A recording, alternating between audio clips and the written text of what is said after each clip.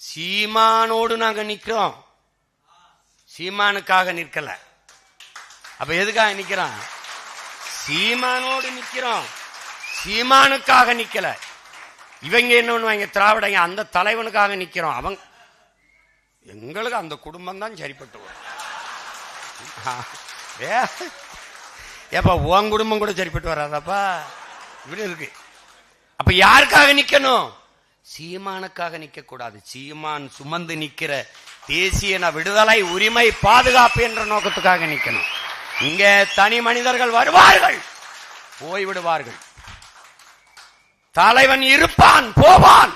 நம் தாத்தன் கண்ணதாசன் சொல்றான், தலைவர்கள் போவார்கள், தர்பார் கலையும், ஆனால் தத்துவம் மட்டுமே அட்சய பாத்திரம்.